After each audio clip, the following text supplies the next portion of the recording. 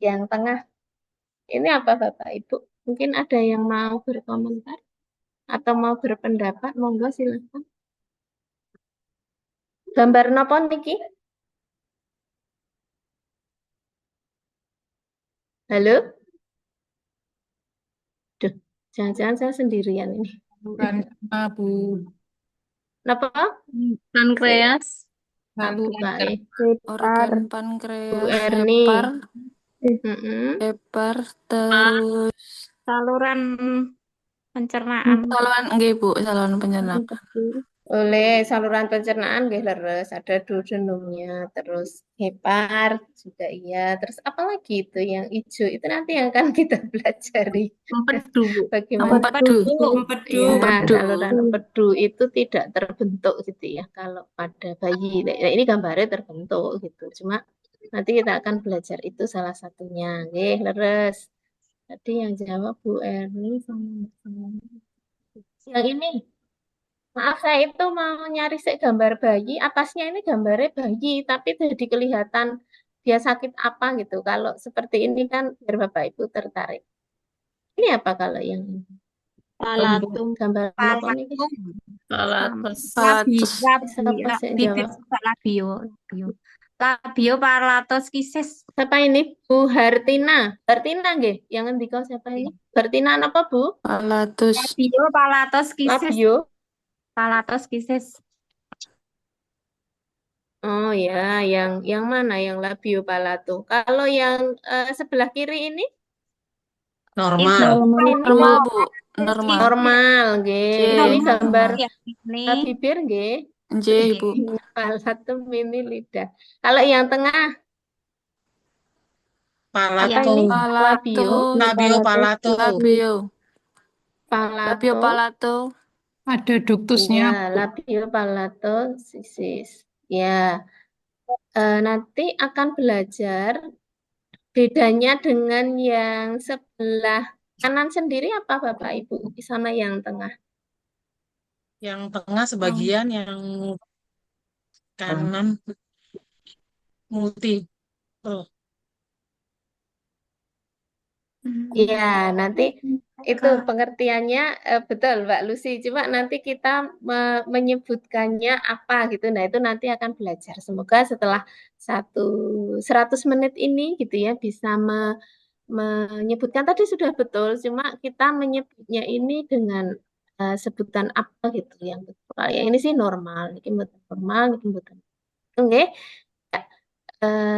Sudah mulai tune in nggih Bapak Ibu. Kita mau belajar itu tentang saluran empedu sama eh, kelainan kongenital yang dibawa sejak lahir yaitu pada labiopalatosisis gitu ya. Nah, ini tujuan pembelajaran kita.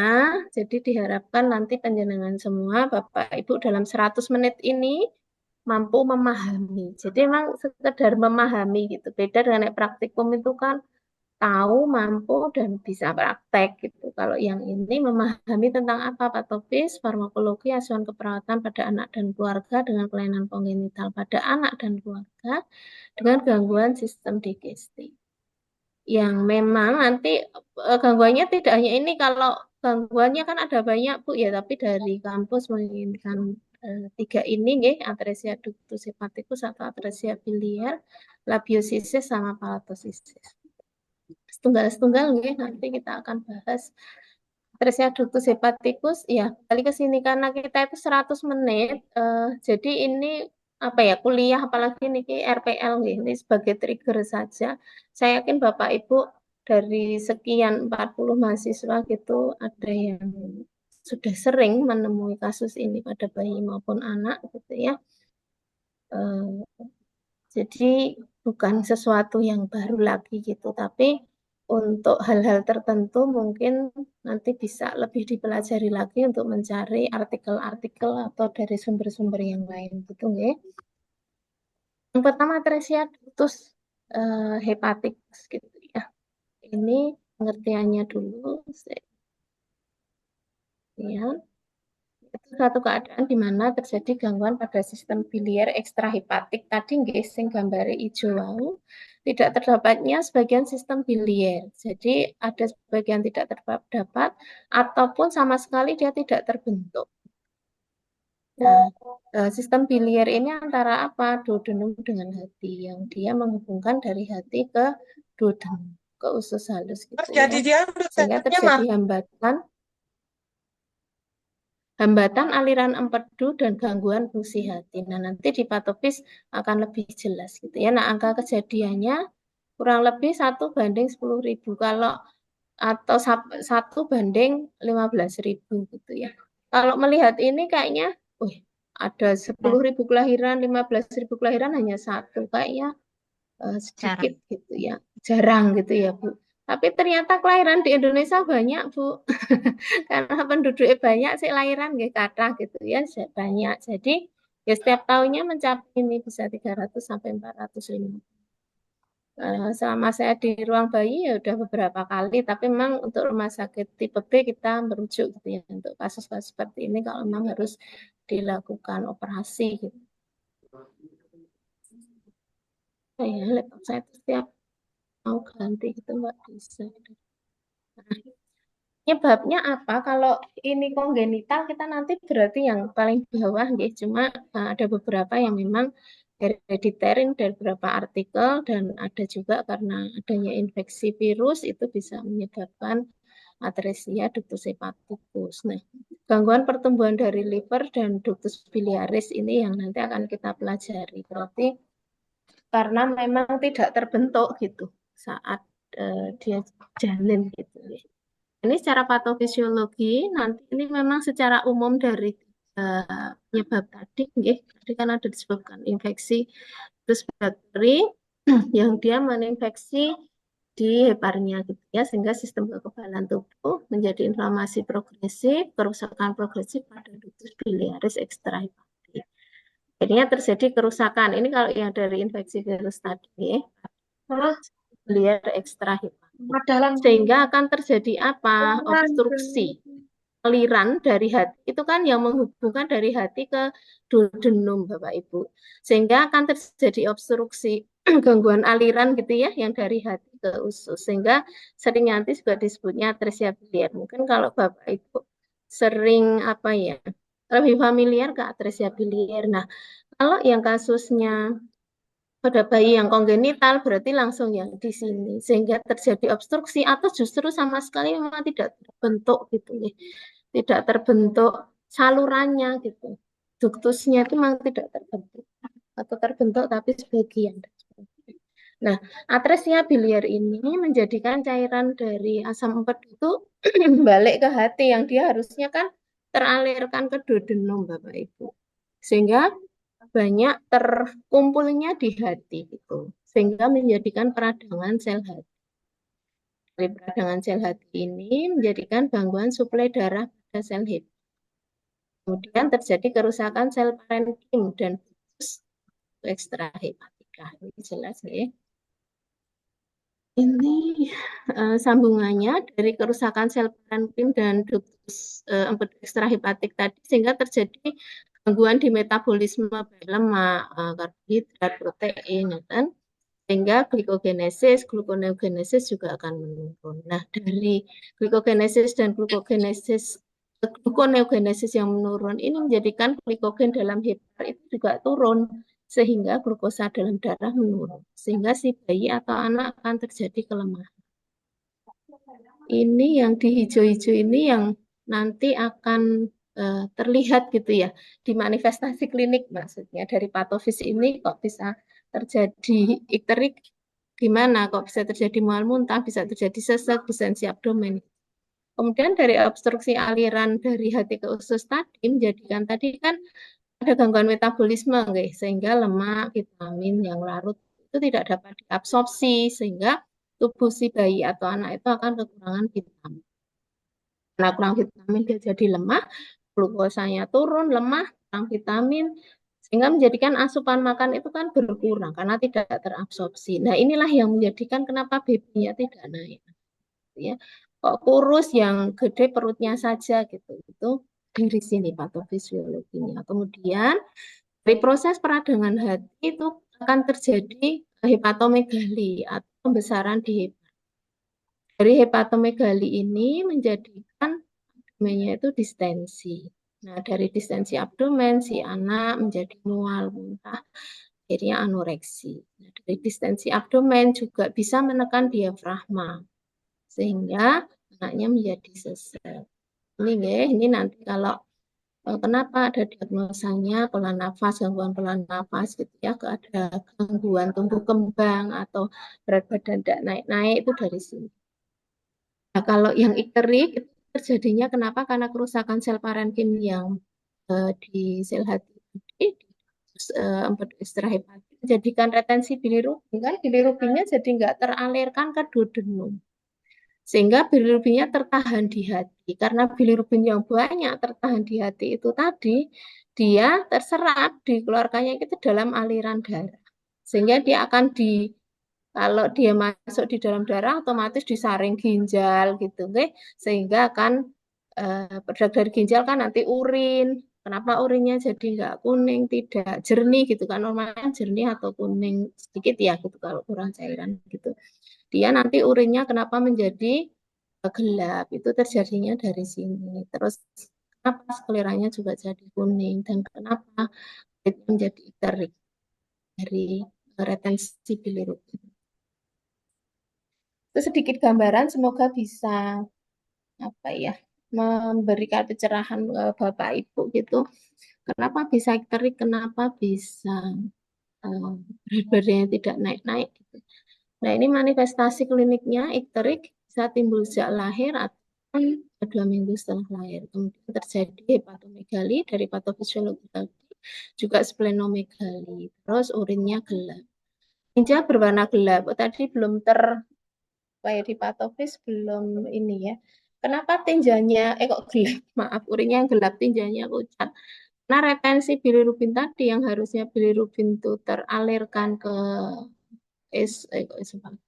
duodenum gitu ya. Tapi dia tertahan sehingga di tinja itu di apinya kan tidak ada bilirubinnya, tidak ada kuningnya sehingga warnanya menjadi pucat. Di sini ada gambaran warna feses abnormal, normal Bapak Ibu sudah sering mendapati. Oke, sehingga nanti kita akan bilang tinjanya kayak dempul. Kemudian, nah ini yang terlihat perut yang tadi distensi di abdomennya, terus ini yang memperlihatkan ictericnya. Kemudian ada gangguan pertumbuhan. Jadi si anak otomatis dengan keadaan seperti ini dia juga tumbuh dan kembangnya mestinya akan terganggu karena sering masuk rumah sakit. Ini manifestasi klinik. Maaf, memang saya yakin Bapak Ibu sudah sering melihat bahkan yang sebenarnya kasus itu sudah pernah melihat, cuman karena ini juga PPT untuk yang reguler, jadi saya memang mencari foto-foto gitu ya, dan ini saya ambil di medsos, sehingga insya Allah sudah seizin gitu ya saat jadi medsos.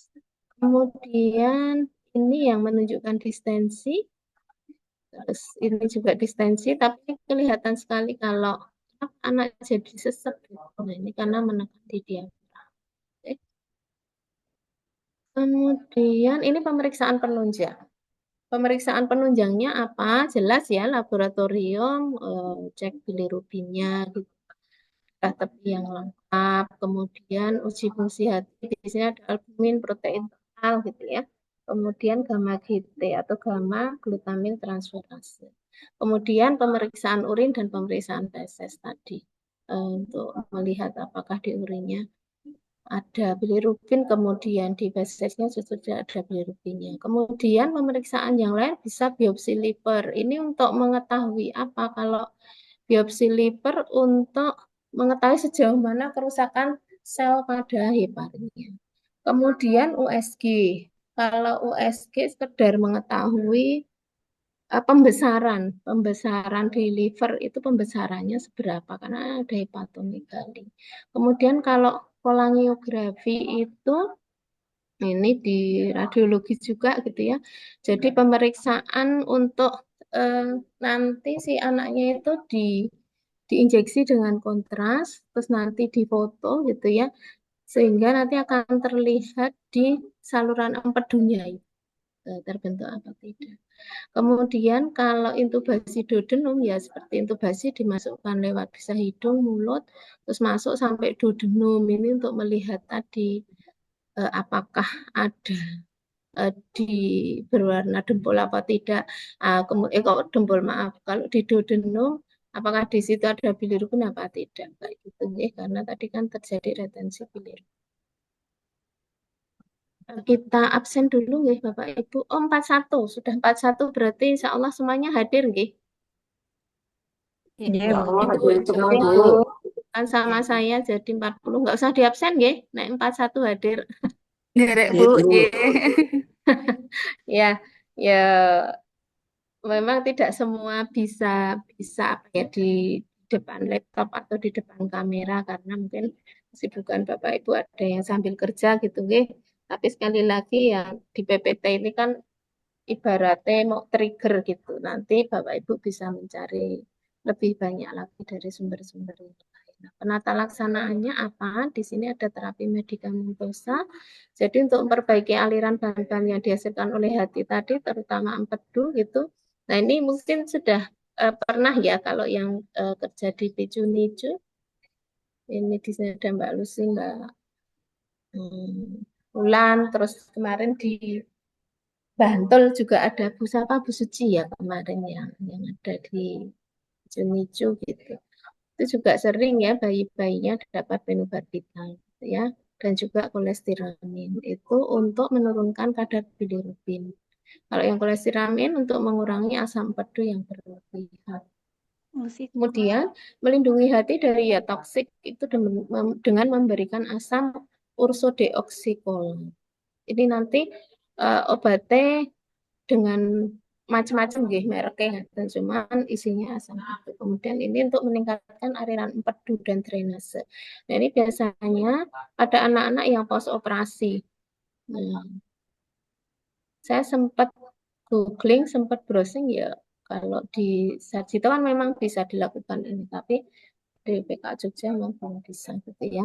Setelah dilakukan pos operasi yang namanya itu kasai prosedur ya. Kalau itu sebenarnya sama kasai prosedur itu sama dengan yang ini portoenterostomi ini. Jadi setelah dilakukan operasi itu kan diharapkan shunt atau yang dibentuk ductus yang dibentuk itu bisa berjalan lancar gitu aliran pedunya gitu sehingga diberikan asam ursodeoksikolat ini. Nah, ini kalau yang medis tadi sekedar kita tahu gitu, tapi itu secara hanya dokter untuk memberikan, tapi kita perlu tahu. Nah, untuk yang nutrisi ini nanti kita bisa kolaborasi dengan bagian gizi gitu ya, dietisiannya. Jadi pemberian makanan yang mengandung MCT. Kalau yang di Picu sudah sering mendengar ini ya, MCT itu apa gitu, ada DHA, ARA gitu. Nah, nanti memang ada produk-produk formula di sini yang memang disarankan untuk anak-anak dengan atresia ductus hepaticus ini.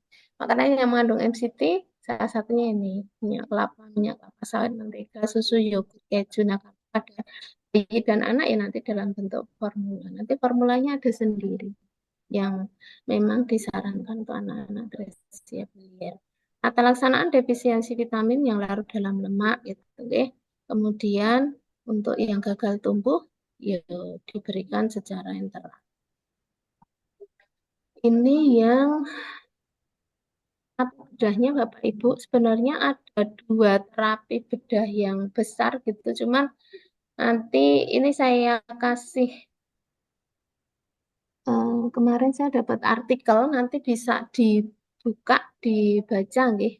Ini buku nggih nanti berhalaman-halaman nggih monggo nanti diwaos tapi bahasa Indonesia insya Allah ini nanti bahasa Indonesia walaupun pediatric liver transplantation bahasa Indonesia apa bahasa Inggris ya isinya kalau Pak tapi ini buku nanti yang kasih prosedur dulu ini yang memang familiar gitu ya dilakukan bisa di Sarjito rumah sakit tipe A gitu ya jadi ini dibuat ductus gitu untuk melopati atresia biliar langsung menghubungkan hati dengan usus halus yang tadi ductusnya nggak terbentuk dari ususnya itu dipotong terus dinaikkan ke ke heparnya gitu. Nanti ada gambarnya, bisa lebih jelas. Dilakukan pembedahan yang disebut prosedur Kase.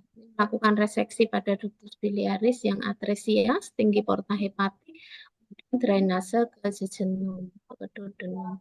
Tujuannya untuk mengembalikan aliran tadi yang tadi tidak terbentuk ductusnya itu. Aliran empedu ke lumen usus lewat ductus yang masih ada pada area porta hepatik, ductus biliaris intrahepatik. Nah, yang terapi kedua yaitu cangkok atau transplantasi hati. Nah, ini nanti derek dibaca ini ya. Ini nanti bisa dibuka, bisa diklik nanti Bapak Ibu sakit mouse untuk khusus transplantasi hati pada anak. Pada khusus pada anak. Gitu. Nah, ini yang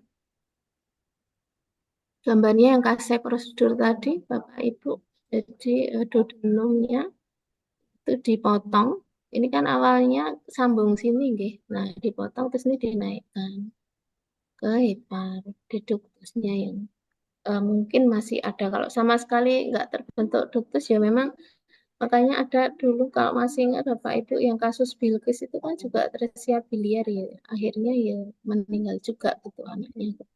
Tapi kalau yang memang masih ada duktusnya ya bisa diselamatkan. Itu jadi nanti diharapkan tadi ini direseksi kemudian dialirkan ke sini sehingga aliran empedu itu tetap bisa masuk. Oke, ke usus halus. Bu Arifah izin bertanya Bu, Ya, Mbak. kasus ini apa atresia biliar itu terdeteksi sejak usia berapa ya Bu? Apakah ketahuannya kan ada pada bayi juga yang terjadi ikterik tapi bukan karena atresia biliar. Mungkin kita harus bisa membedakan apakah itu terjadi atresia biliar atau hanya sekedar ikterik pada bayi awal itu. Terus yang kedua mungkin prosedur Kasai itu apakah paling tepat dilakukan pada usia berapa, bayi usia berapa? Karena kan kalau saya tadi sempat membuka tentang prosedur Kasai itu juga apa prognosisnya juga tidak ini. Iya memang. Semua bisa terselamatkan gitu nggih. Iya. Itu Bu, matur nuwun. Nggih. Nggih Mbak Naning. Mungkin yang kedua nanti saya carikan artikel dulu. Kalau yang pertama bisa terdeteksi karena ini kongenital yang saya mungkin Mbak Lucy juga masih ingat dulu pas di NICU yang kasus kita sekitar 3 kali kita dapat kasus atresia ini. Pas itu Dokter Mahmudi juga. Jadi yang membedakan apakah ini bisa dideteksi segera setelah lahir Mbak kalau memang ikterik sekali gitu ya. Nanti yang membedakan dengan ikterik biasa ya di bilirubinya Mbak Naning. Memang sangat tinggi Mbak, bilirubinya tinggi banget. Pas itu bayi BBLR ya yang terakhir Mbak Lucy kalau Mbak Pulan mungkin masih ingat BBLR kurang dari 1.500 kayaknya akhirnya juga dirujuk ke Sarjito.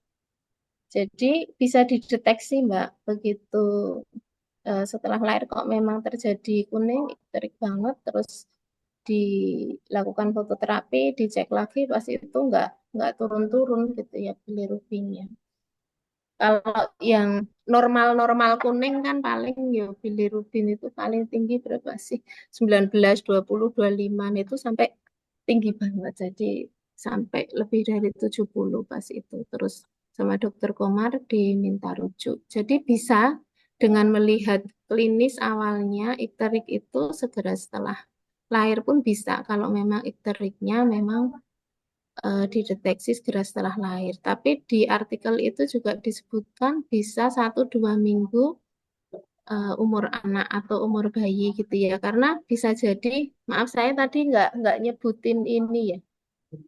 Sebenarnya ada kemarin itu saya membaca beberapa macam atresia ductus hepatikus ya. Jadi ada yang ringan, sedang, berat gitulah Nani katakanlah. Jadi ada yang sama sekali tidak terbentuk, tapi ada yang terbentuk tapi terobstruksi sebagian kayak gitu. Jadi memang ada yang kalau yang sama sekali tidak terbentuk, ya bisa dibayangkan begitu tidak terbentuk hari pertama, kedua, ketiga pun mungkin bilirubinnya akan sangat tinggi. Yang paling bisa terdeteksi secara manifestasi klinik nggih, di bilirubin itu, Mbak.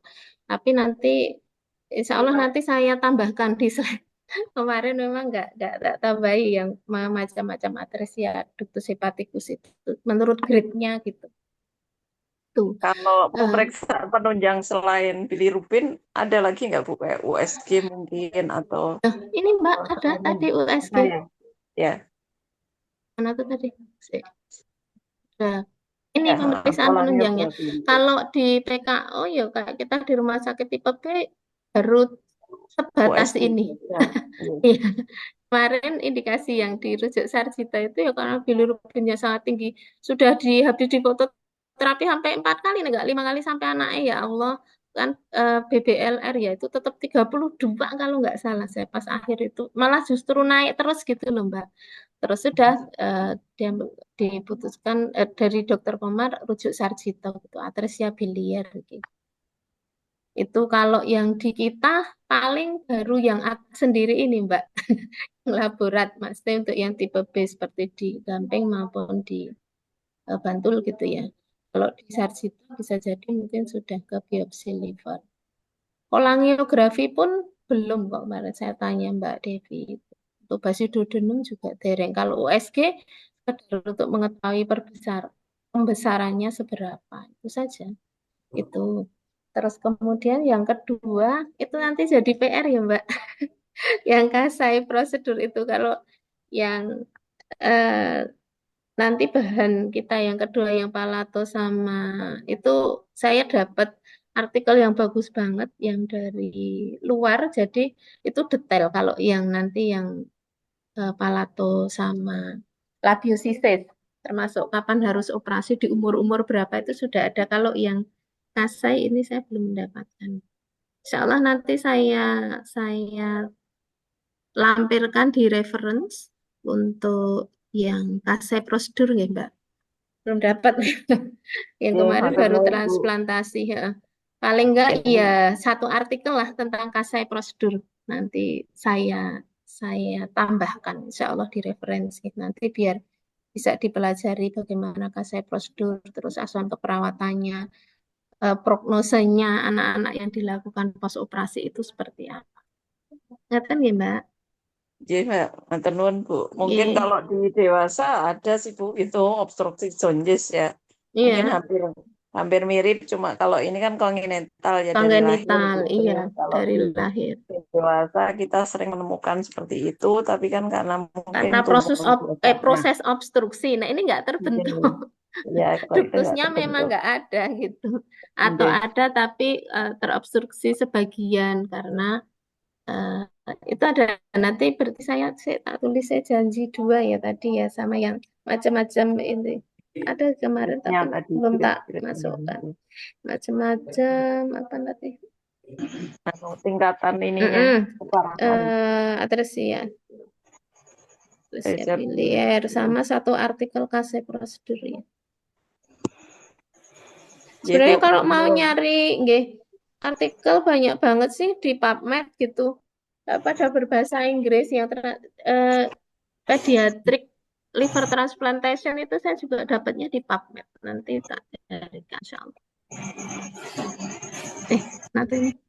Nah, ini di dan keperawatannya, kajiannya ya, Bapak Ibu, ini jangan terus pengkajian sedikit banget gitu, tidak. Jadi pengkajian nanti tetap head to toe, terus kemudian pemeriksaan fisik yang lengkap, gambaran saja. Jadi nanti saat Bapak Ibu profesi gitu ya di stase anak itu di logbooknya nanti sudah akan ada jadi form untuk mengkaji khusus untuk bayi dan mengkaji khusus untuk anak gitu. Jadi nanti tetap diikuti prosedur di pengkajian itu, cuma nanti ada titik-titik berat tersendiri untuk kasus tertentu. Nah, pada kasus atresia biliar ini tentunya ya pengkajian kalau di kulit berarti ada tampak iterik, terus kemudian ada hepatomegali perut tampak membesar gitu nggih.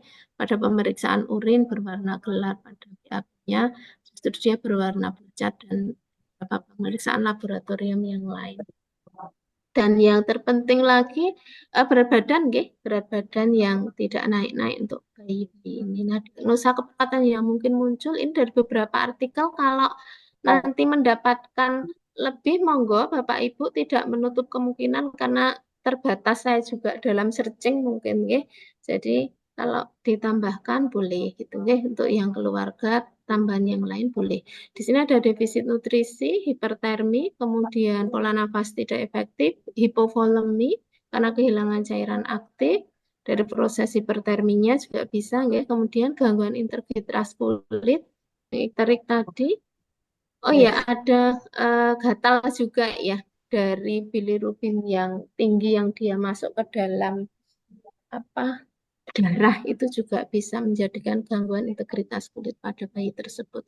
Kemudian gangguan tumbuh kembang, tadi karena asupan absorpsinya yang terganggu, kemudian juga dari absorpsi metabolisme yang terganggu juga, itu menjadikan berat-berat naik. Defisit pengetahuan yang dari keluarga dan ansietas. Sekali lagi, kalau Bapak Ibu mendapatkan lebih dari ini, diperbolehkan. Karena ini kan yang mungkin muncul masalah nanti di bayi atau anaknya muncul apa tidak, tergantung. Oke. Kemudian untuk implementasi, membantu orang tua menyesuaikan, karena ini kongenital hampir sama ya dengan yang kemarin. Saya dapat kongenital juga yang kemarin. Jadi bagaimana menerima cacat bawaan yang terjadi pada anaknya. Ini sesuatu yang tidak mudah, yang harus dilakukan oleh perawat kepada orang tua maupun pengasuh gitu, keluarga gitu ya. Ini maupun ikatan bayi dan orang tua gitu. Namanya yang dulu kasus Bilqis itu kan juga orang tuanya sangat sayang ya pada anaknya, apapun gitu keadaan anak, tapi pas pertama tahu gitu kan mestinya ada fase denial dari orang tua itu. Kemudian yang selanjutnya persiapkan orang tua untuk intervensi medis maupun yang bedah tadi gitu ya, kalau memang perlu dilakukan tindakan bedah. Kemudian membantu orang tua maupun bayi dalam perawatan pasca operasi. Ini untuk yang pre-op ini secara keumuman saja gitu ya, pada bayi dan anak pun kalau memang mau dilakukan tindakan operasi dan dia ada masalah di gizinya gitu, ada perbaikan gizinya dulu gitu ya, lewat total parenteral nutrisi. Kemudian pada bayi baru lahir tidak perlu persiapan tambahan yang secara umum gitu ya untuk operasi gitu. Kemudian untuk anak yang dioperasi ya seperti biasa. Kemudian dalam keadaan gawat darurat ada tanda-tanda vital, tekanan darah, dan sampai kita nanti mengobservasi adanya tadi distensi abdomen, muntah, dispnea maupun cyanosis. Nah ini di pre-op juga kita sebagai perawat ada mengukur lingkar perut ya, minimal setiap shift. Kemudian memberikan dukungan kepada keluarga sebelum, selama, dan setelah prosedur tindakan bedah gitu. Kemudian mengajarkan kepada keluarga ataupun pengasuh bagaimana cara menggunakan obat atau memberikan obat yang tepat. Kemudian mengelola nutrisi saat di rumah. Selesai, sekarang lanjut labiosisis dan palatosisis nggih, Bapak Ibu. Untuk pengertiannya ini, Mau jadi izin bertanya Ibu yang terkait ini Ibu yang atresia biliar terkait prognose, nggih, faktor-faktor yang mempengaruhi prognose pada atresia biliar Ibu. faktor-faktor yang mempengaruhi apa Bu? Nggih. Faktor resiko ya, saya belum kasih lagi. Tadi hanya etiologi sih yang Yang mempengaruhi sampaikan ya. baiknya prognose pada atresia biliar apakah karena temuan usianya atau apa tinggi bilirubinnya atau gimana Bu yang bisa prognosenya itu seperti apa ya Bu ya? Apakah ada juga yang bisa berusia panjang itu Bu? Rata-rata kan nggih anu nggih. Ndak panjang usianya nggih Bu. Tidak panjang untuk atresia biliar ini Bu, karena kan katanya ada atresia ductus hepaticus ya, jadi sama sekali tidak terbentuk ataupun kalau terbentuk hanya sebagian gitu. Lah yang paling yang dulu booming ya kasus Bilqis itu toh Bu. Dia sampai umur berapa tahun ya anak itu ya? Bisa bertahan gitu ya. Karena memang itu tadi di patofisiologi itu kan sangat terlihat gitu ya, bagaimana saat duktus itu tidak terbentuk gitu, kan semua akan tertahan di hepar gitu ya. Nah, saat tertahan di hepar, dia akan masuk di dalam peredaran darah, ya sudah, bilirubin yang banyak di dalam darah itu yang nanti yang paling sering menimbulkan kematian ya karena heparnya sendiri yang nanti bermasalah kan gitu. Dari eh, terjadi hepatomegali itu, kerusakan sel-sel pada hepar itu. Malah jadi serosis tadi kayaknya Bu, serosis hepatis ya. Kalau saya belum menemukan yang di sirosis hepatis, cuma di situ hepatomegali, tapi memang ada di patofisiologi ada kerusakan sel, Mbak. Kerusakan sel di heparnya gitu ya. Bisa jadi nanti terjadi itu gitu ya. Izin bertanya, Ibu. Nggih. Bu, ngapunten kalau untuk tanda dan gejala khas awal itu yang untuk atresia biliar itu yang Iya. membedakan sama hepatitis pada neonatal menapa nggih, Bu? Sama untuk penanganannya apakah harus segera transplantasi hati nopo pengobatan dulu kalau untuk atresia biliar? Untuk atresia biliar ini Nggih. yang membedakan dengan hepatitis ya, Bu ya. Nggih, Ibu. Pada neonatal.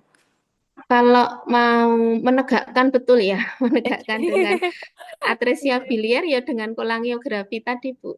Itu yang Oh, paling bisa menentukan nggih. oh, Kalau bilirubin yang tinggi kan kasus yang lain pun banyak dengan bilirubin yang tinggi walaupun kalau atresia biliar ini bilirubinnya ekstrim banget tingginya karena sama sekali dia nggak teralirkan ke duodenum gitu nggih.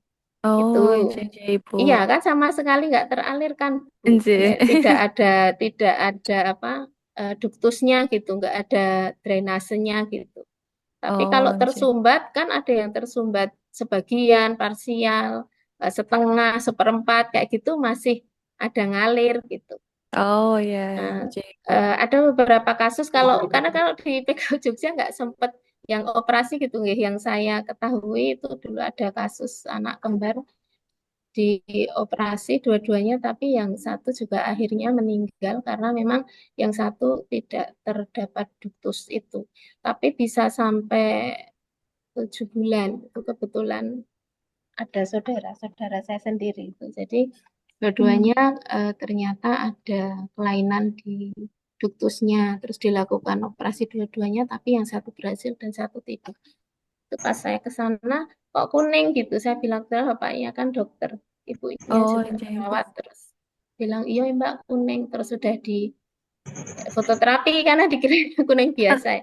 Fototerapi bolak-balik sampai 3 kali, terus ke Sarjito, terus habis itu sempat ke RSA, terus akhirnya operasinya di Sarjito itu tidak berhasil yang satu akhirnya meninggal juga, tapi sampai umur 7 bulan itu juga berproses. Eh, Pertama tapi memang khasnya ya di bilirubin yang Tinggi, tinggi, Ibu. G, Oh, bilirubin yang nggih. sangat tinggi karena tidak tidak terbentuk tadi Bu. Kalau mau menegakkan membedakan dengan pasti gitu ya yang Nggih. kolangiografi tadi. Itu kan Oh seperti ya. kalau diberi kontras untuk melihat apendik gitu loh Bu. Terus itu Nggih. dipoto. Nah, itu kan nanti akan sangat terlihat apakah duktusnya itu terbentuk nopo mboten. Itu Oh, sih. nggih. Oh, nggih. Nggih. Baik, Ibu. Matur suwun sangat. Nggih, Bu, sami-sami. izin bertanya, Bu. Nggih. Kalau untuk virus itu biasanya virus yang menyebabkan atresia biliar niku nopo gitu kan. Saya tuh pernah punya pengalaman ya, Bu. Qadarullah dulu anak saya tuh kolestasis, Bu. Nggih. Pertama itu sampai umur 3 bulan baru kecolongan kalau anak saya bilirubinnya tinggi. Kemudian sampai dokter SAS juga, waduh kok ya agak kecolongan, harusnya 8 minggu itu sudah di bypass tadi, di kansai tadi harusnya sudah Berapa? di Tiga, gitu. 3 bulan, Bu. Iya, jadi 3 anak bulan saya ya? Ya, keconangannya? jadi Kuning terus gitu. konangannya kan kok kuning sampai kuning gitu, padahal ya saya Nggih, setiap bulan nggak ya mesti balik. imunisasi ke dokter, tapi kodarullahnya Nggih. baru konangan gitu. Terus waktu itu tuh anak saya kan 8 minggu itu udah dokter bilang, harusnya 8 minggu itu sudah konangan, sudah dilakukan tindakan harusnya Nggih. kalau ya atresia biliar gitu kan pertama. Nggih, nggih. Tapi alhamdulillah terus langsung rujuk Sarjito di USG, alhamdulillah yang itu dari dokter radiologinya, Mm-mm. ini apa ini diagnosanya, no? Curiga atresia. Enggak Terus kok ya. terbentuk, alhamdulillah maksudnya. Serius mikirnya, ya Allah mas sorry. Waktu itu alhamdulillah karena kena virus Bu, dulu itu kena Iya, virus CMV ya. iya, Nanti CMV. kolestasis ekstra hepatik Iya, seperti itu, iya. nanti diobati, waktu dulu diobati gansi, tapi emang untuk Oh, ganti menegakkan Clovir. virus Iya. itu menyebabkan Mm-mm. virus ya tanda tanya mirip atresia Mirip, biliar. iya makanya dengan pemeriksaan penunjang itu toh Bu. Kalau Ya, yang paling ya, anu ya kolangiografi, ya. USG, kalau USG biasa. USG-nya yang sudah 3D mungkin ya Ya, di bisa Sarjito itu terlihat. J, G, ya mirip kayak atresia biliar, pokoknya dokter Sasa G. atresia gitu, atresia tuh. Kayak aku kok kecolongan gitu Pak Sasa gitu. Sekelas Pak Terus Sasmito. iya dokter Sasa aku kok kecolongan, nanti anakmu kok ora keconangan kecil nek seperti itu gitu. Terus padahal ya saya kan mesti kontrol ke dokter Sasa waktu itu. G.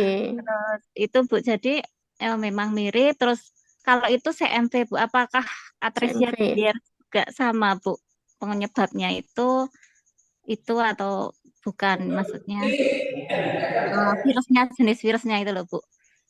G. Kalau di beberapa artikel kemarin saya juga baca pas saya tuh nek mau ngajar RPL ini sinau tenanan ya. Ya nah ini artikel-artikel ya Allah, jadi Semuanya dapat ikhlas. artikel banyak.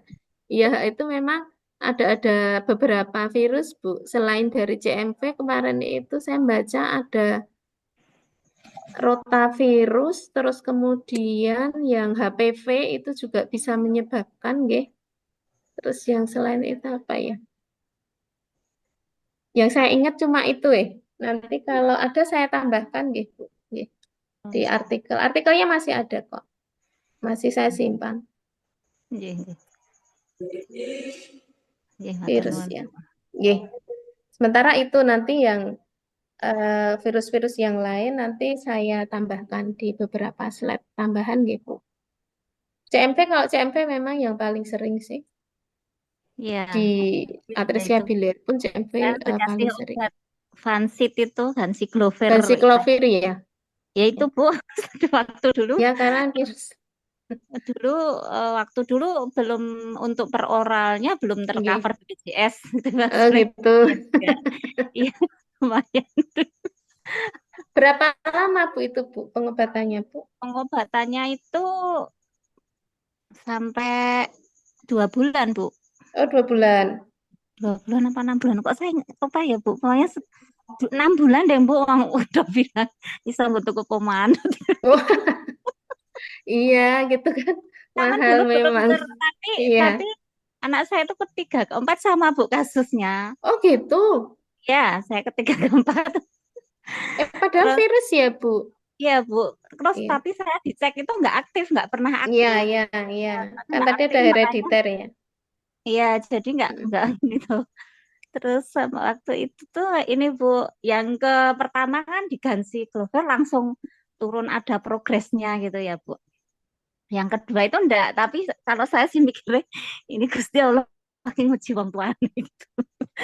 Maksudnya kalau saya tuh ya pokoknya kita itu jangan yakin sama obat gitu ya. Maksudnya seperti itu sampai saya nganu nguji iman wong tuane kemarin kan, oh ya diobatin. Kan kemarin progresnya terus bagus.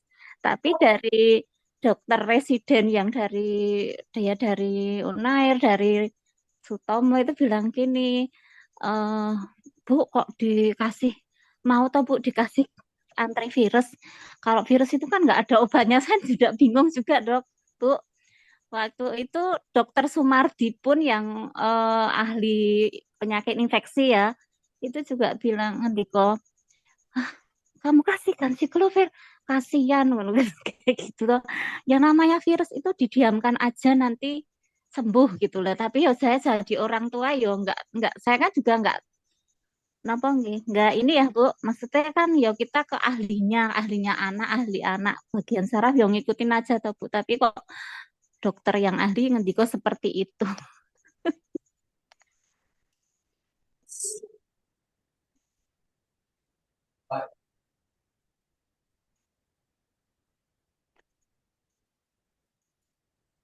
Oh, lepas.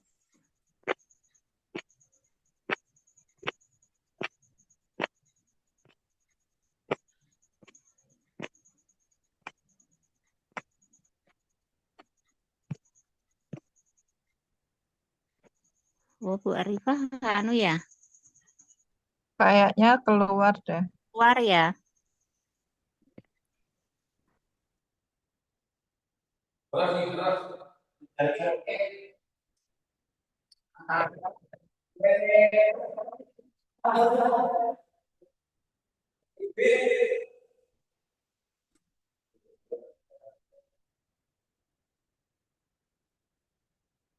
Maaf nggih Bapak Ibu, tiba-tiba listriknya mati. Di rumah barusan mati tapi hidup lagi. Tadi jadi wifi-nya putus terus terlempar. Ini ngapunten, sebentar saya share screen lagi. Putri Widadi tadi ya, gimana Bu? Bisa dilanjut Bu? Ngapunten, tiba-tiba mati listriknya, Oh, terus wifi-nya mati. Ibu, kok versi dari dokter Ontong, dokter Sumardi itu kalau virus itu nggak usah diobati nanti sembuh sendiri gitu loh. Jadi saya juga sempat bingung juga Bu. Tapi ya saya mengikuti Ikut. karena saya ke dokter anak bagian saraf ya Nggih. di dokter itu wis Bismillah wong ini ceritanya ya tak pasrahke ke dokter. Maksudnya Nggih, nggih. secara usaha itu saya pasrahke ke dokter saraf anak saraf itu. Akhirnya Jadi 2 bulan pengobatan terus sembuh Bu. yang kakaknya itu 6 bulan Bu. Jadi Oh, 6 2 bulan. minggu di Gansi itu selama 2 Nggih. minggu selama Ya. infus. Kemudian dilanjutkan pakai protokoler itu selama 6 bulan Bu. 6 bulan Bu kalau nggak salah itu ya 6 bulan ya. Ya 6 bulan kok. Sehat ya Bu sampai sekarang nggih. Alhamdulillah. Tiga-tiganya. 2 Bu. Oh, 2. Dari 3 anak 2 ketiga nggih. keempat, anak ketiga keempat itu Oh, ngalamin nggih. gitu. Tapi alhamdulillah ini tuh baik. Aku Nggih. mau ya Dek. Oh iya, diceritain sama ibunya. Nggih, nggak apa-apa. Sharing pengalaman kan bisa Ya, ya menambah pokoknya itu jadi keilmuan memang gitu nggih. kuning yang bertambah Bu karena Iya, nambah bilirubinnya terus, iya. semakin bersemakin tinggi sampai dokter titis tuh dok anak saya bisa serosis ya kalau seperti ini terus saya bilang gitu. Karena yang Kuning-kuning kedua itu hijau gitu ya. Hijau ya dan biru gitu. BAB-nya itu juga ya kayak Pasnya. dempul, kayak Iya. lemak juga ya pokoknya ya ada pliket-pliketnya Iya, juga. karena memang terjadi proses infeksi di si parnya kan gitu. Jadi hampir mirip-mirip tapi Ya tidak pokoknya ya pipisnya separah. ini Iya, pokoknya jangan gitu. persis. Dan itu tuh virus yang namanya CMV itu positif MV. ketika sudah usia 3 bulan Bu. Sebelum 3 Oh bulan itu gitu. negatif terus.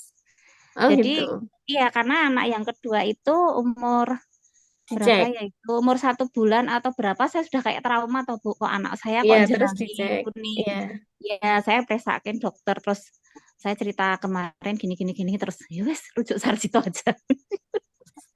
Dilacak di sana lah sama tenan toh gitu terus sama itu terus tapi pengobatannya tetap nunggu positif dulu karena Iya, iya. positifnya itu setelah 3 bulan. Kalau sebelum 3 bulan hasil ininya kan Belum tinggi ya. iya dicek Iya, itu itu kan ada, iya. Saya masih ingat dulu zaman, iya ada. iribulinik jadi urinnya itu yang dicek. Iya. Kapan harus diberi obat gitu ya, itu ada Sebagai dasar sebenarnya protokolnya itu. tersendiri. Nggih. Ya. Matur nuwun Bu Hartina atas sharingnya, bisa jadi tambahan ilmu gitu nggih buat saya dan juga teman-teman yang lain gitu ya. Bisa kita lanjut nggih?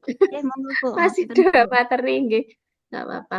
Labiosisis dan palatosisis kalau ini sih sudah familiar ya. Saya yakin Bapak Ibu sudah sering melihat menemui gitu ya kasus ini. Jadi dari kata labium bibir, palatum langit-langit gitu ya. Sisis itu celah.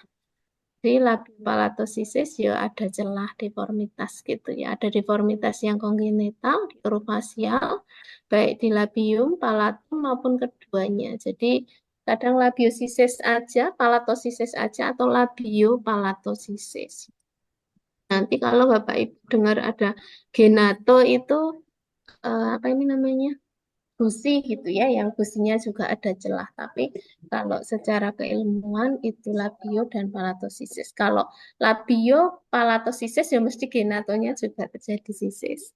Kemudian nanti kalau Bapak Ibu setelah ini mau searching gitu ya, searching artikel gitu, kalau di PubMed yang itu berbahasa Inggris gitu ya, itu bisa di BMC, PubMed, Springer Link gitu. Bisa nanti nulis keywordnya ini Bapak Ibu, cleft lip and palate. Jadi jangan labiosisis atau palatosisis, jadi kadang tidak muncul.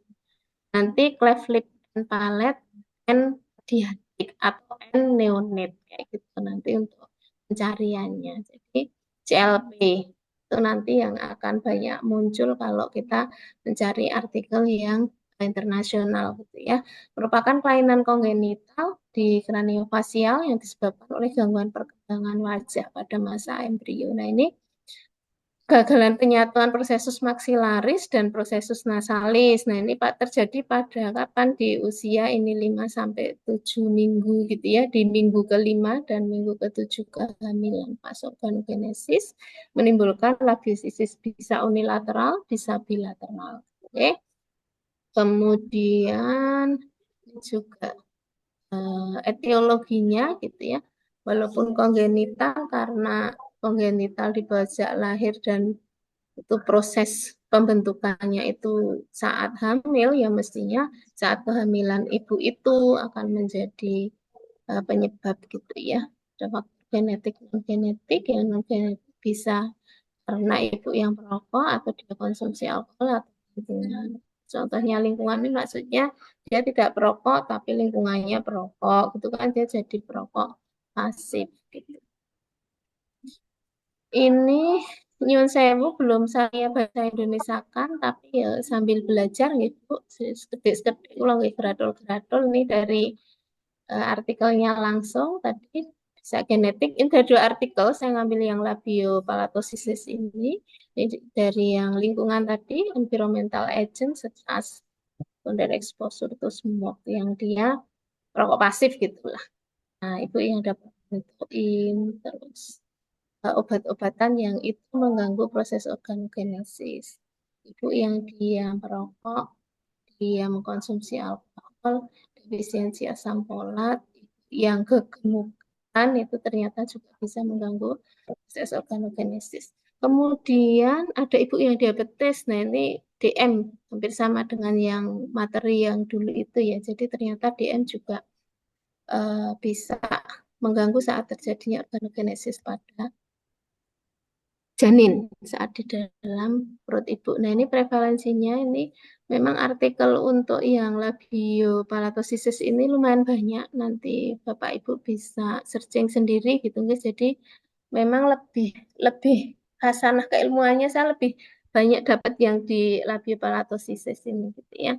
Di sini detail sekali disebutkan yang labio berapa persen, palatum berapa, kemudian labiosisis saja berapa gitu. Nah, mayoritas dari labiosisis bilateral daripada unilateral. Nah, tadi kalau yang lubangnya cuma 1 itu nanti kita katakan unilateral. Kalau yang 2 bilateral. Nyebutannya apa? Setelah ini nanti akan kita pelajari. Nah, prevalensinya kejadiannya ini 1:500 sampai 600. Kalau tadi yang atresia biliar itu kan jarang ya, 1:10.000, 15.000. Kalau ini lebih banyak, makanya kita akan lebih banyak menemui kasus yang labiopalatosisis ini daripada yang atresia. Oke, 1:500, 600 kelahiran. Bisa dibayangkan setiap 500 ada 1 dan kelahirannya sangat banyak gitu ya. Itu. Nah, ini Bapak Ibu, ini berupa gambar, tapi nanti yang benar-benar di anak saya perlihatkan. Ini tipenya untuk labiosisis. Jadi tadi yang slide ketiga tadi jadi bisa menjawab ya yang tadi normal. Kemudian nah ini yang dikatakan unilateral incomplete. Yang gambar A. Jadi dia ada celah tapi tidak sampai di bawah nasal. Hanya di depan saja, hanya di lipsnya saja. Itu satu bagian uni, kemudian incomplete. Tidak sampai masuk, nggak sampai komplit ke dalam. Kalau yang ini adalah unilateral komplit, jadi dia satu sisi tapi celahnya itu sampai dalam cleft-nya. Gitu ya. Kemudian, nah ini yang tadi itu adalah namanya bilateral komplit. Oke, ini yang palatosisis. Untuk palatosisis ini bibir, nggih. Ini bibir. Terus kemudian yang A ini incomplete. Kemudian kalau yang B ini unilateral komplit. Kalau yang C ini adalah bilateral komplit. Gitu ya, ini yang palat. Ini yang di bayi betulan. Terus ini keterangannya ada di bawah ini Bapak Ibu. Yang A ini labiosisis unilateral incomplete. Satu sisi nggih. Yang ini adalah labiosisis unilateral komplit harusnya ya ini ya. Kemudian yang C ini adalah labiosisis bilateral juga ada, jadi dua-duanya labiosisis dua-duanya, tapi juga palatosisisnya ya, dan tulang alveolar. Tidak hanya di palatumnya saja. Gitu. Kalau yang D ini dia tidak ada labiosisisnya gitu ya, tapi murni palatosisis. Nah, kasus yang D ini yang seringnya kecolongan ya. Ibu, saya pesankan setiap bayi baru lahir yang di NICU gitu ya harus dilakukan pemeriksaan fisik yang benar-benar komplit ngeten nggih. Jadi tangan kita harus kalau di pemeriksaan fisik besok kalau sudah masuk praktikum yang pemeriksaan fisik Bapak Ibu pada bayi. Sudah belum? Sampun dereng Bapak Ibu? Ya, Bu. Belum. Pemeriksaan radio. Pemeriksaan fisik pada Yang bayi. apa, Bu? Oh, bayi belum. Bayi Belum, dan Bu. anak. Praktik Belum, Bu. Bu. Oh Belum, iya. Ibu. Nah, salah satunya ini banyak banget ya nanti pemeriksaan fisik pada bayi itu. Salah satunya kan memang kalau dokter Nurmanto itu ngendiko pokoknya tangan kita itu harus meraba hampir di semua kulit bayi gitu ya, harus diraba. Nah, salah satunya ini yang sering terlewat yang di ini. Jadi saat kita meriksa di mulut itu tangan kita, jari kita itu harus masuk dan mengitari di langit-langit lidah, terus kemudian gusi gitu ya, sehingga saat si anak itu terjadi palatosisis bisa kita deteksi. Ada beberapa kasus kalau masih ingat mungkin yang di NICU gitu ya, setelah beberapa hari kok anaknya keselak-selak terus sudah pulang itu bayinya kok di rumah sedak terus gitu, ternyata ada palatosisis, ketahuannya sudah seminggu gitu. Nah itu kan jadi tidak juga gitu yang harusnya itu bisa diketahui segera setelah lahir karena harus kita lakukan pemeriksaan fisik pada bayi baru lahir. Nah, ini Bapak Ibu, ini artikelnya nanti saya sertakan di reference. Bapak Ibu bisa membuka kasus ini lengkap banget sampai ke umur-umur, terus nanti dia dilakukan tindakan operasi kapan, dokternya siapa saja itu ada dan hasilnya rinci disebutkan. Nah, ini memang tidak ada gambar yang benar-benar bentuk bayi seperti ini gitu ya. Tapi saya yakin karena ini sebuah artikel berarti sudah ada penelitian dan mungkin itu terjadi. Sangat mungkin itu terjadi gitu. Cuma bisa jadi prevalensinya yang sangat rendah. Kalau yang A ini biasa nggih. Yang tadi ya, yang unilateral gitu ya. Kemudian yang B itu bilateral, yang C itu oblik. Nah, ternyata sampai oblik facial cleft. Jadi celahnya itu bisa sampai di facial, Bapak Ibu. Kelainan sampai di situ. Ini sekedar pengetahuan aja, nggih. Punten, walaupun kita sebenarnya hanya palato, tapi nggak apa karena di artikel ini disebutkan, ya Bapak Ibu. Ada tambahan ilmu saja. Kemudian yang D itu median cleft lip and nasal defect. Jadi dia di tengah sampai nasal Bapak Ibu, F-nya, celahnya. Ya. Kemudian yang E ini dia justru di median di tengah tapi di mandibular bawah ya. Jadi tulangnya kalau ini tulangnya tidak terbentuk sampai di sini tulang ini tulang ya. Kemudian yang ini unilateral, jadi dia ke samping kanan atau ke samping kiri. Nah, kalau yang A, B, kemudian yang AB itu yang kita pelajari dan mungkin pernah lihat betul pada bayi. Kalau yang CD kemudian EF itu yang kalau saya sendiri belum pernah lihat, tapi karena ini ada artikelnya, kemungkinan memang ada kejadian itu. Gitu deh. Nah, ini contohnya, kalau ini yang bayi betulan, ini tadi yang B ini ya, ini yang bilateral komplit gitu ya. Nah ini cell with a bilateral complete cleft palate. Jadi dia ada labiopalatosisis bilateral. Investasi kliniknya apa? Ini juga dari artikel yang sama, cuma saya bahasa Indonesia kan. Maaf kalau nanti kok gitu bahasa Indonesianya nggih, nanti bisa dibaca Inggrisnya sendiri nggih. Di situ ada kelainan pada gigi yaitu mikrodontia, giginya kecil-kecil ya karena saat terjadi labio apalagi labiopalatosisis gitu kan melewati di gusi nggih Bapak Ibu sehingga pertumbuhan gigi memang jadi terdampak juga gitu. Ada juga erupsi gigi, kemudian hipoplasia email, keterlambatan kematangan gigi karena hubungannya dengan gusi tadi yang mungkin tidak terbentuk gitu ya. Kemudian ada kesulitan berbicara karena memang saat bicara itu kan menggunakan lidah, langit-langit, yang lidah itu harus menekan ke atas kayak gitu sehingga saat palatemnya itu lubang, anak tersebut bisa hanya kesulitan gitu ya, mungkin bisa jadi suaranya itu tidak keluar, artikulasinya itu sesuai dengan yang normal. Kemudian infeksi pada pendengaran bisa jadi saat terjadi di palatum atau mungkin sampai di tulang bukan tulang di sebelah dalam yang palatum itu akan terhubung karena itu telinga, hidung di tenggorokannya sehingga akan mudah terjadi infeksi pada pendengarannya. Kemudian masalah pada pemenuhan nutrisi. Nah, ini terutama nanti pada bayi maupun anak seringnya bermasalah adalah di nutrisi karena sering tersedak gitu ya. Nah, jadi ada lubang yang ke trachea dan juga tidak hanya ke esofagus tapi ke trachea juga. Sehingga nanti berimbasnya ke berat badan juga nggak naik-naik gitu.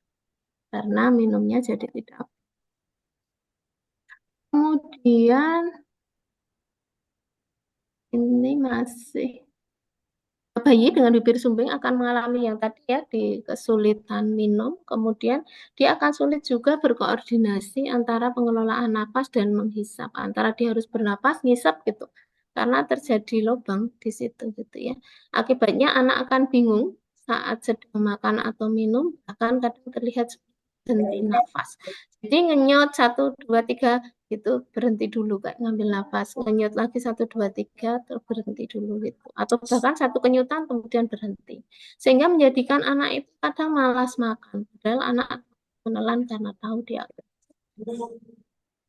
malas makan karena takut nanti sedap. Oke. Pemeriksaan penunjang ini disebutkan bisa dengan foto rongsen gitu ya. Kemudian dengan pemeriksaan fisik ini jelas kalau saya malah boleh nulis pemeriksaan fisik ini nomor 1 untuk yang kasus labiopalatosisis ini ya untuk pemeriksaan penunjang nomor 1. Kemudian MRI magnetic resonance imaging nanti bisa juga dipakai untuk mengetahui terutama untuk yang palatosisis ataupun yang sampai di tulang di alveolarnya. Ini penata laksanaan ya. Untuk penata laksanaannya, nah nanti Bapak Ibu mungkin sudah sangat familiar ya dengan rule kalau dia itu rule of 9 luka bakar itu. Nah, ini rule of 10 Bapak Ibu. Jadi aturan yang 10 maksudnya ada 3 aturan 10 gitu. Untuk anak itu bisa dilakukan operasi bibir sumbing labioplasti gitu ya. Dimulai umur 10 minggu. 10 minggu ya kurang lebih 3 bulan ya. beratnya kalau di luar itu kan pakainya pon ya, 10 pon. Jadi 10 minggu 10 pon habis 10. Umurnya 3 bulan atau 10 minggu dengan berat 10 pon itu kurang lebih 5 kilogram dan HB-nya lebih dari 10% gitu ya. Saya masih ingat dulu ada kasus di PKO itu dengan dokter Yaya mau dilakukan tindakan operasi, anaknya sudah memenuhi bulannya gitu ya, tapi dia belum memenuhi beratnya, itu juga nggak mau beliau. Jadi ketiganya ini harus mengikuti. Jadi contoh dia sudah 4 bulan, tapi dia belum 5 kilo, ada yang sampai seperti itu ya akhirnya dibawa ke rumah sakit, dipasang OGT, jadi untuk memaksimalkan biar beratnya naik dan mau dilakukan tindakan operasi gitu ya. Kalau yang HB ini juga kenapa ini menjadi satu persyaratan tersendiri karena dengan berat badan yang kurang, asupan yang kurang tadi memang cenderung pada anak-anak dengan labiopalatosisis ini HB-nya juga akan turun gitu. Nah, sekarang kalau yang ini kalau dilihat di artikel ini semakin kalau yang labioplasti 3 bulan gitu ya. Kalau palatoplasti direkomendasikannya adalah di umur 10 sampai 12 bulan atau 1 tahun karena memang operasinya kan jauh lebih berisiko ya kalau palato gitu ya daripada yang labio. Kemudian penata laksanaan yang lain adalah speech therapy untuk yang tadi ada kesulitan di terapi di bicaranya gitu ya. Ini juga beberapa kasus saya pernah mendapati karena di rumah saya PK Jogja juga bagian fisioterapi ada yang speech therapy itu pernah melakukan speech therapy pada anak dengan gangguan labiopalatosisis ini. Kemudian paringoplasti. Ini karena artikelnya memang jadi satu ya, tadi yang artikel sama dengan yang ini tadi. Nah, yang ini. Sehingga nanti kasusnya memang tidak hanya labiopalato, nggak apa untuk tambahan ilmu saja gitu ya. Kalau yang dia sampai paring gitu, terjadi lubangnya itu bisa sampai 5-6 tahun direkomendasikan untuk operasinya. Nah, kemudian untuk ortodonti dilakukan untuk memperbaiki lengkung alveolus. Jadi karena ini artikelnya internasional memang ada dilakukan tindakan operasi yang itu untuk memperbaiki lengkung di alveolusnya gitu ya. Kalau memang terjadi celahnya itu sampai di alveolusnya. Kemudian ini di umur 8-9 tahun grafting ini pertama yang tadi kasus contoh yang median yang sampai di mandibular tadi yang itu celahnya sampai mengenai di tulang gitu bisa dilakukan 9-11 tahun. Dilanjutkan hingga pertumbuhan gigi berhenti. Nah, terus ini Bapak Ibu nanti bisa di artikel ini bagus banget. Jadi disebutkan bagaimana tindakan operasinya gitu, tahapan-tahapannya untuk yang advance steotomy level 1 ada level 2 nanti. Ini terutama yang fasial tadi Bapak Ibu yang sampai terjadi celahnya itu di tulang di sebelahnya. Ini di luar yang labiopalato ya, tapi untuk tambahan ilmu. Tapi insya Allah ini besok nggak keluar. Karena nanti yang keluar ujian ya mestinya yang labiopalato. Tapi ini pengetahuan saja itu bisa sampai 17 tahun. Kenapa harus 17 tahun? Ya secara logika yuk, biar tulang proses pertumbuhan di tulang di wajahnya itu berhenti dulu gitu. Karena os fasial itu berhenti pertumbuhannya di itu begitu sudah berhenti pertumbuhan baru dilakukan tindakan operasi. Itu nggih. Nah, ini yang lebih rigid Bapak Ibu, tapi di sini ada yang khusus untuk labiopalatosisis. Kapan dilakukan tindakan gitu ya. Di sini ada umur, kemudian setelah umur ini tindakannya apa ada di tengah. Kemudian yang di sebelah kanan ini adalah timnya. Tim profesinya yang melakukan tindakan operasi itu umur berapa direkomendasikan ya, untuk dilakukan tindakan tersebut. Ya.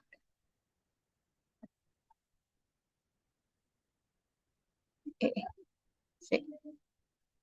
Nah, ini yang sering kita katakan operasi bibir sumbing ya, labioplasti ya Bapak Ibu. Ini dengan teknik Milat, ini ada kemarin saya sempat searching untuk apa ya di YouTube ada Bapak Ibu nanti bisa dilihat operasi ini bibir sumbing sangat banyak di YouTube ya. Jadi ini prosesnya yang A ini, tapi celah antara labium dan nasal di insisi. Saya yakin ini paham nih Bapak Ibu. Insisi dulu, setelah itu dijahit di bagian yang kafumnasi di bawah nasal dulu, kemudian dijahit ke depan, ke depan, ke depan, ke depan. Ini untuk celah yang tidak terlalu lebar gitu ya. Mungkin Bapak Ibu nanti ada timbul pertanyaan kalau yang sampai dilakukan skin grafting gitu. Itu untuk kalau yang celahnya memang lebar sekali, terkadang memang harus dilakukan tandur kulit gitu ya. Jadi ditanam kulitnya di sini. Karena nanti ada bone grafting, ada skin grafting. Ini skin grafting. Ini Bapak Ibu gambarnya ya. Ini kemudian dilakukan dijahit jadi seperti ini. Proses ini operasi intraoperatif during cleft blood. Jadi ini celah di palatum saja, tidak ada labiosisisnya, tapi khusus di palatosisis saat dilakukan operasi. Nanti untuk bagaimana operasinya, tugas melihat di YouTube mawon nih, asuhan keperawatannya untuk pengkajian. Tadi dari pemeriksaan fisik semua nanti dikaji tetap sama. Cuma nanti ada titik-titik berat tersendiri. Kalau di keluhan utama ya berarti adanya celah maupun palatem gitu deh. Terus, nah di riwayat kesehatan selama proses kehamilan seperti apa itu ya bisa dikaji gitu ya. Dari keluarga mungkin ada yang mengalami labiopalatosisis bisa dikaji juga. Kemudian untuk pemeriksaan fisik tetap head to toe, nanti lebih cenderung nanti yang titik beratnya adalah di bagian bibir sama di palatum.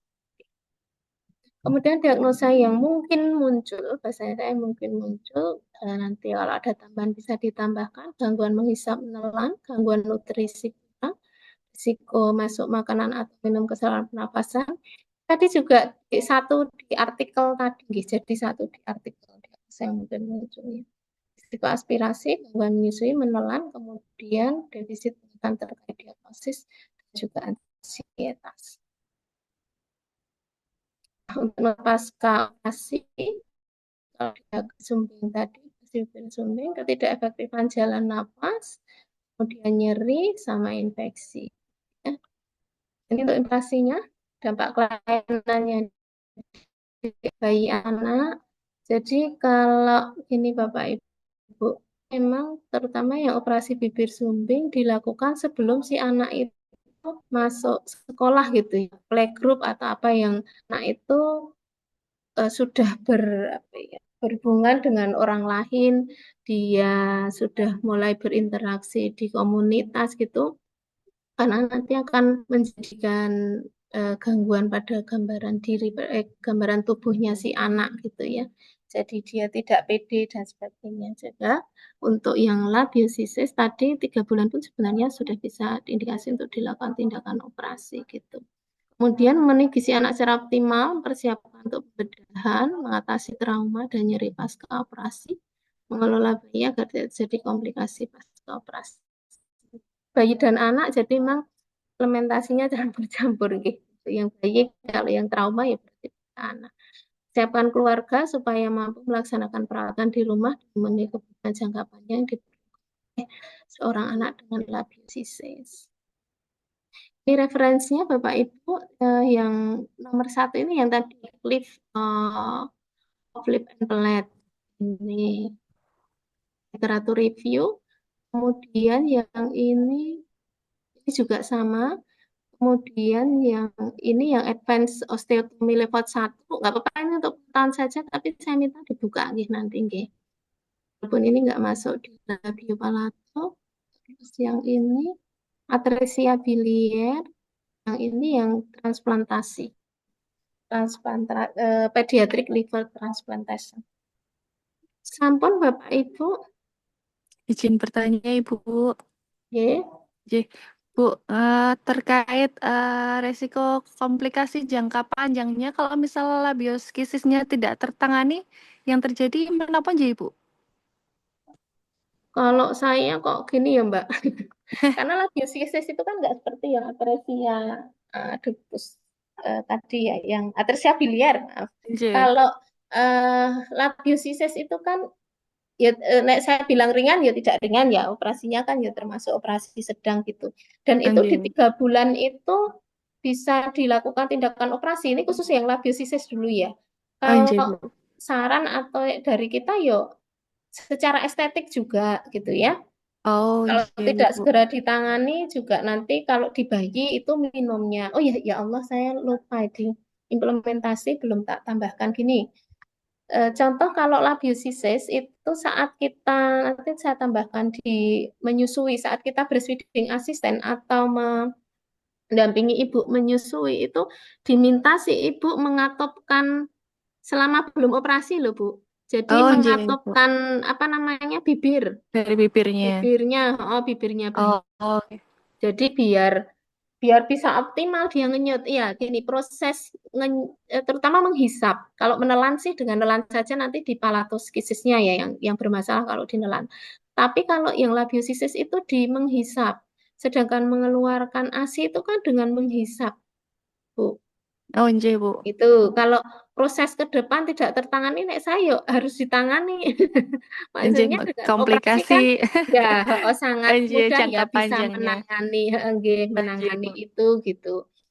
Iya, kok belum pernah lihat ya maksudnya bibir sumbing yang sampai dewasa karena sekarang juga sudah sangat marak nggih Bu, operasi-operasi bibir sumbing yang gratis-gratis gitu juga Nggih. sangat Oh, marak. iya, Itu Bu. kalau yang labiosisis Bu Inti. Oh, Kalau nggih, yang Bu. palato, nah palato lebih ini lagi ya untuk jangka panjang. Kalau saya juga harusnya tadi 7 tahun ya, 7 sampai 9 tahun ya, Iya, harus nggih. dilakukan tindakan operasi. Ini lebih mengancam jiwa, Bu. Kalau labiosisis Labionya. hanya Oh, iya. sekedar pas proses menyusui saja dia terganggu. Nah, caranya gimana? Nanti ada boleh didoti Bu, khusus Oh, untuk bayi-bayi yang oh, labio iya. kayak gitu boleh didoti labio tok loh ya. Nah nanti kalau Nggih. yang palato ada juga dotnya tapi dotnya khusus. Maaf Oh, saya khusus. menyebut merek Medela ya. Di Medela itu ada dot khusus. Jadi apa itu namanya? Yang kenyutannya itu apa Bu? Nipple. Nipelnya Nipple itu nih. panjang. Kalau yang biasa kan nipelnya paling berapa? 1 senti, 1,5 senti ya. Kalau itu Nggih. panjang Bu, bisa sampai 4 Oh, senti. oh, Jadi berarti khusus ya, Bu. ujungnya, enggak khusus. Mm-mm. Jadi Oh, yang nggih. lubang nanti di ujungnya. Nah, ujungnya itu langsung mengenai yang tidak lubang. Paham ya, Bu? Jadi Oh, nggih, Bu. ASI ataupun formularnya akan keluar di tempat yang tidak berlubang gitu. Oh, nggih, Itu nggih, dengan nggih. catatan kalau palatosisisnya hanya di bagian depan. Tapi kalau palatosisisnya parah sampai di bawah gitu ya, Bawah. sampai Oh, nggih. mungkin di palatum berarti esophagus ya, sampai masuk ke sana ya beda lagi. Cuman kan tadi direkomendasi untuk operasi 7 sampai 9 tahun khusus untuk yang palato. Oh, Jadi iya. kalau secara nanti untuk besarnya ya tadi makanya kalau yang labiosisis sebaiknya sebelum anak itu sekolah, sekarang kan sekolah TK kecil aja sekolah ya Bu, kelompok Nggih, bermain Bu. sekolah. Kenal Nggih. gue wes melebet sekolah. Jadi sebaiknya memang sebelum itu karena akan mengganggu itu tadi gambaran diri anak. Anak Oh, jadi ya. tidak Nggih, Bu. percaya diri, lebih ke sana sih. Menarik diri gitu ya, nggih, Ya, Bu. ya itu ini banget nanti untuk si anaknya sendiri juga akan sangat berpengaruh gitu ya karena secara Nggih. fisik kan dia ada kekurangan itu. Selain yang kedua juga diproses makan minum tadi Bu, kalau labiosisis aja paling di ngenyot tadi kalau sudah agak besar kan bisa dengan minum pakai gelas pun tidak harus dengan ngenyot gitu. Tapi masalahnya kan dia ada proses dia menghisap saat dia bayi pas netei gitu. Kalau yang Oh, latosisis ya lebih parah lagi bisa tersedak, bisa mengancam jiwa. Jadi kadang sampai kebiruan itu si anak karena sering oh, berarti kesedak. kayak Iya. aspirasi gitu, nggih, Bu, Ya, nggih. aspirasi, Heeh. benar-benar aspirasi. Ya memang harus hati-hati, makanya pakai yang medela tadi. Oh, yang dot Kalau khususnya yang tadi. dot khusus, kalau itu yang palatosisisnya hanya bagian depan. Kalau yang parah sampai dalam nggih, mau nggak mau harus dipasang OGT Bu minumnya. Oh, oke. Nggih, baik Ibu. Daripada iya nanti Risikonya ya aja Bu, nggih. nyawanya iya yang Mencegah berisiko risiko ya aspirasi juga. lain iya nggih. Oh, Itu nggih. Bu Nggih, matur suwun Ibu. inti ya nggih. Ya, nggih Bu. Matur suwun sangat. Ini tidak usah saya absen atau mau di absen. Izin bertanya. Bentar, bentar mana Bu Erni? Mana ini? Oh, iya monggo. Izin bertanya. Apa ini? Oh, Mbak Gusti. Bocor. Gimana Bu Erni? Bu, ngapunten, pada pemeriksaan fisik sebelum yang labio palato terutama yang bilateral itu bisa terlihat dari USG pas hamil nih kok mboten Bu? Ah, ya ini pernah ada yang nanyakan. Ya, kalau USG-nya yang bagus bisa terlihat, Bu. Ya, ini sedikit gambaran. Jadi, saya pernah ya cerita di sini juga ya, pas kemarin yang kongenital juga ya. Orang bayi yang dia ada kelainannya itu terjadi atresia esofagus saja itu bisa terlihat dari USG, Bu. Kalau di luar dengan USG yang bagus gitu ya, itu bisa terlihat gitu. Jadi bisa dideteksi gitu. Cuman kan masalahnya ini saya tidak bicara ini tidak mengancam jiwa sekali tidak gitu ya, tapi anak itu masih bisa hidup gitu loh. Bayi itu masih bisa hidup dengan labiosisis saja atau palatosisis kayak gitu loh, Mbak Erni. Jadi tidak terus kita deteksi saat dia hamil dengan cepat-cepat agar setelah nanti bayi itu lahir terus bisa kita lakukan tindakan operasi kan enggak juga gitu. Jadi saat didiagnosa awal pun tidak bisa menyegerakan anak tersebut untuk dilakukan tindakan terapi operasi gitu. Karena ada syarat-syarat khusus yang tadi minimal harus 3 bulan. Itu Mbak Erni. Beda dengan kalau esofagus itu kan itu sangat penting ya. Jadi begitu di 1 jam pertama kehidupan pun bayi bisa langsung dilakukan tindakan operasi untuk menyambung di esofagusnya gitu. Itu bisanya bisa, tapi secara ke apa ya urgensinya gitu, karena tetap harus menunggu untuk operasinya kan nggak bisa dilakukan di 0 hari juga. Gitu Bu Erni. Berarti nanti misal ya Bu, ada yang kan ada yang istilahnya ketahuan tandanya itu nanti ada treatment tertentu nggak Bu untuk mengurangi supaya mungkin tidak Biar terjadi tidak yang terjadi. Oh ya, ya kita kembali ke faktor resiko maupun etiologinya tadi, ya menghindari etiologi ya. Kalau tadi ya sebaiknya ibu yang hamil ya tidak merokok, kemudian tidak minum minuman keras, asam folatnya terpenuhi. Nah, masalahnya kan itu terjadi di 5 minggu, 7 minggu gitu ya. Sedangkan terkadang di 5 minggu itu ada ibu itu yang belum tahu kalau dia hamil gitu. Karena pas mau main selanjutnya dia baru tahu setelah 2 minggu, 3 minggu ternyata telat gitu. Itu kan sudah 7 minggu untuk kehamilannya. Nah kayak gitu yang makanya pada ibu hamil kan harus segera mungkin terus minum asam folat itu. Ya menghindari etologi sih gitu. Kalau memang sudah terjadi dan itu sudah diproses organogenesis, sudah kan sudah terjadi gitu.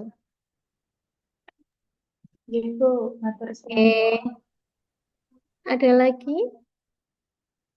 Izin bertanya Ibu, Bu Sri Ratna. itu anak-anak yang sudah operasi itu anu ya Bu, ya, fungsi bicaranya belum bisa kembali seperti Iya. ya Bu ya. Ini Bu Tidak Sri Ratna apa Bu Hesti? Oh Bu Sri Ratna. Contohnya yang apa? Yang bibir sumbing apa yang palatosisis? yang palatosisis Bu, itu Hmm, sudah operasi tapi masih ya iya. bicaranya lumayan jelas tapi Mm-mm. kita harus memperhatikan sekali itu loh Bu. Jadi tidak bisa Punya cepat. punya pengalaman Bu Iya, itu ya Bu. pasien. Ketemu ada orang yang di lingkungan rumah saya juga ada yang seperti itu Ya bisa bicara tapi Iya, nggak kita jelas harus ya tidak artikulasi. begitu jelas, Bu. Iya, karena seperti yang saya katakan tadi, Bu, ini ilmunya fisioterapi ya. Speech therapy kan bagian dari fisioterapi. Jadi proses bicara, kita bisa bicara itu kan dari bibir, Bu. Keluar suara itu kan karena kita ada proses dari bibir kita, kemudian lidah kita gitu ya, keluar D gitu. Itu kan contoh lidah kita itu madal ke atas di palatemnya kayak gitu. Makanya ada beberapa yang sampai, maaf ini kalau mau apa ya, yang benar-benar dia mau melafazkan mahraj yang benar itu sempat ada yang ini Bu, ini agak melenceng sedikit. Ada yang sampai dia laki-laki itu pasang behel gitu. Karena biar giginya agak ke belakang terus dia bisa mengucapkan mahraj huruf hijaiyah itu dengan betul. Nah, itu di situ akan sangat terlihat memang proses suara itu keluar kan ya dari bibir ini, proses dari bibir kemudian langit-langit itu sama lidah gitu. Kalaupun itu sudah dilakukan tindakan operasi tidak bisa sempurna Ibu. Jadi memang artikulasinya terutama nanti yang tidak begitu jelas gitu. Tapi tetap nanti ada speech therapy itu, makanya di situ disebutkan nanti ada pokok bahasan sendiri yang speech therapy. Bapak Ibu mungkin nanti bisa dibaca khusus untuk yang speech therapy. Itu bisa dilakukan, terutama pada anak yang dengan palatosis. Gitu Bu Sri Retna. Iya, baik Ibu. Secara logikanya gitu. Iya, matur nuwun Ibu. Oke. Ada lagi Bapak Ibu? Saya tuh kemarin dihubungi Bu Fajri. Dan saya lupa kalau harusnya ini ada tahsin saya jam 8 hari ini. Ini tadi nek bisa maju, saya sebenarnya tadi mau maju biar jam 8 selesai, tapi ya sudah. Monggo Bu. Mbak Gusti, pripun Mbak Gusti? Untuk kasus-kasus yang palatosis atau Mm-mm. diabetes itu apakah ada peran dari genetik, Bu? Tadi kalau di artikel itu ada Mbak Gusti.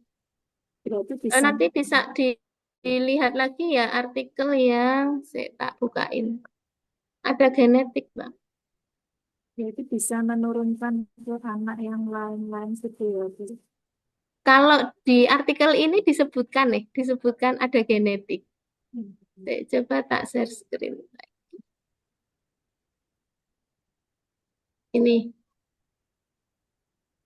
Ini tak saya ambil dari artikel yang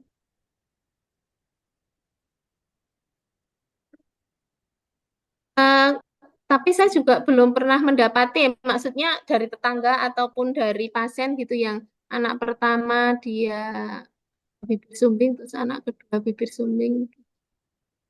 Ada sih.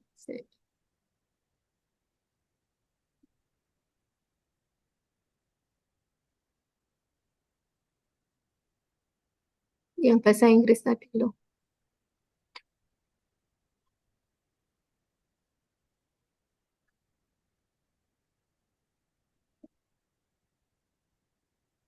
Kalau di artikel ini ada.